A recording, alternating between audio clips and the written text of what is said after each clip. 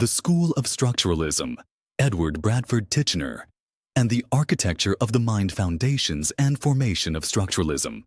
The School of Structuralism emerged as the first major theoretical framework in American psychology, championed by Edward Bradford Titchener, a British-born psychologist who studied under Wilhelm Wundt in Leipzig. Upon arriving at Cornell University, Titchener sought to establish psychology as a rigorous science grounded in the systematic analysis of conscious experience. Although inspired by Wundtian experimentalism, Titchener's approach significantly revised and narrowed his mentor's vision. While Wundt emphasized the active organization of experience through apperception, structuralism focused on dissecting consciousness into its most basic components, relying on passive associations rather than dynamic mental synthesis. Titchener declared that the primary aim of psychology should be the identification of the structure of the mind, its elemental sensations, images, and affections, methodological foundations, introspection as scientific technique, the practice of experimental introspection.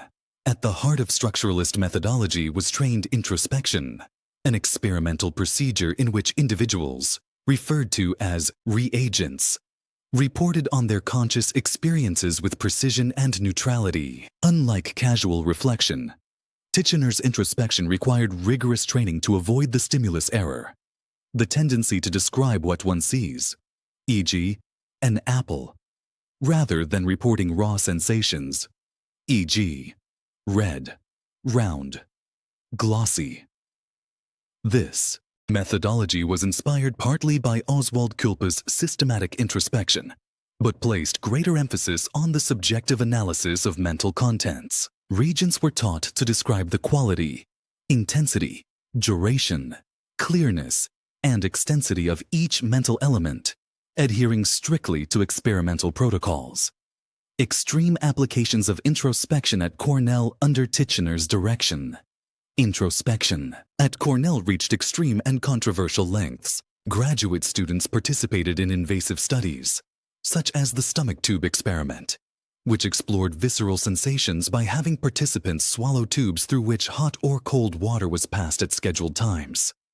Additionally, students were tasked with recording sensations during acts of urination, defecation, and even sexual intercourse. The latter revealed decades later by former student Cora Friedlein. While intended to capture elementary conscious processes, these experiments sparked moral concerns and rumors. The lab's reputation led to restrictions from university authorities, including bans on women visiting the lab after dark. The structuralist model of mind elements of consciousness Titchener believed that consciousness was composed of three types of basic mental elements: sensations, the raw data of sensory experience, e.g., colors, sounds; images, representations of past experiences, e.g., memories; affective states, elements of emotion, e.g., pleasure, displeasure. He cataloged over 44,000 distinct sensations, including more than 32,000 visual and 11,600 auditory elements, emphasizing the vast complexity of conscious experience.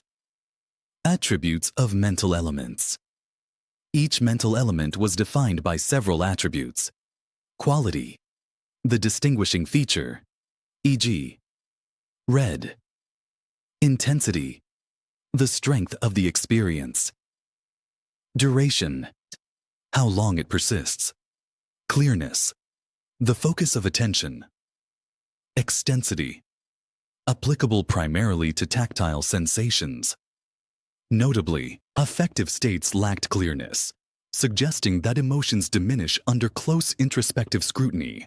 Consciousness versus mind. Titchener drew a distinction between consciousness, the sum of mental processes occurring at any given moment; mind, the cumulative product of an individual's entire conscious life. This framework allowed structuralism to treat psychology as a natural science, dedicated to identifying mental structures and their interrelations. Epistemological commitments. Experience as fundamental. Titchener posited that all knowledge arises from experience. Structuralism embraced a dual perspective on experience: objective, physical. Properties like space, time, and mass exist independently of perception. Subjective, psychological. The same properties are shaped by individual consciousness, rendering them variable and personal. By emphasizing immediate experience, structuralism distinguished itself from other schools that focused on applied or mediate experiences influenced by prior learning. Institutionalization and exclusivity. The Titchener. Experimentalists. To consolidate the structuralist movement, Titchener founded the Experimentalists in 1904, a prestigious research circle that included psychologists from elite universities such as Yale and Clark. The group met in private, informal settings, often engaging in robust debate over research methods and findings. However, women were strictly excluded from these gatherings. Titchener justified their exclusion by asserting that women were too pure for such discussions. This policy drew criticism, especially from Christine Ladd Franklin, a prominent female scientist who publicly condemned the group's sexism in 1912. Despite this, Titchener mentored several female scholars individually, including Lucy May. Boring, though often within constrained roles. Public persona and academic leadership scholar and showman. Titchener's public lectures were theatrical and rigidly formal. Clad in his Oxford academic gown, he recreated the persona of a German academic, patriarch, complete with beard and strict decorum. Attendance by junior faculty was obligatory, and seating was pre-assigned. His charisma deeply influenced students like E.G. Boring, who shifted from engineering to psychology due to Titchener's impact. Titchener's autocratic mentorship extended to choosing dissertation topics for students and shaping their work to fit the structuralist framework. Intellectual eccentricities beyond psychology. Titchener harbored diverse interests. He conducted a musical ensemble, collected ancient coins, and studied Chinese and Arabic to read inscriptions. He also inadvertently introduced the word empathy into English by mistranslating the German Einfühlung. The decline of structuralism, resistance to imageless thought. One of structuralism's major theoretical opponents was the concept of imageless thought, proposed by the Würzburg school. Titchener rejected this idea, insisting that all thought processes must be based on identifiable sensations or images. He accused Culpe's observers of stimulus error, mistaking judgments about thoughts for the thoughts themselves. Later, revisions and theoretical shifts. By the final years of his life, Titchener began reconsidering aspects of structuralism. Around 1918, he proposed moving away from rigid mental elements toward describing dimensions of experience such as intensity and clearness. Though he never formally abandoned structuralism, his personal writings indicate a shift toward a phenomenological or existential psychology, emphasizing how experience occurs without reduction. Structuralism's legacy and criticism. Philosophical and scientific challenges. Structuralism faced considerable criticism. Immanuel Kant argued that self-observation distorts consciousness, making introspection philosophically flawed. Auguste Comte declared introspection logically impossible because it splits the mind into observer and observed. Henry Maudsley criticized the method's lack of reproducibility and built-in bias from training.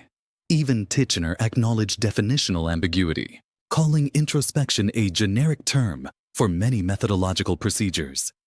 Demise and historical relevance. With Titchener's death in 1927, the school of structuralism effectively ended. As James Gibson remarked, while Titchener inspired awe, his system held little relevance for the next generation of psychologists. Structuralism was increasingly seen as outdated, particularly as functionalism, behaviorism, and psychoanalysis rose in prominence.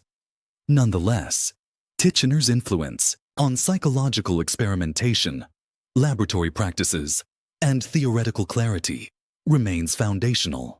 His insistence on psychology as a pure science, focused on mental structure rather than application, helped define the field's early academic identity.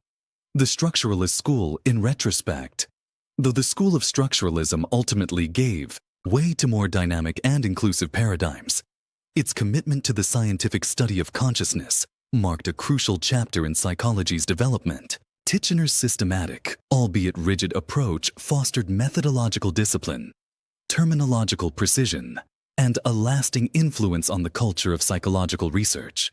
His vision, though imperfect, helped shape psychology into a rigorous academic discipline in the United States.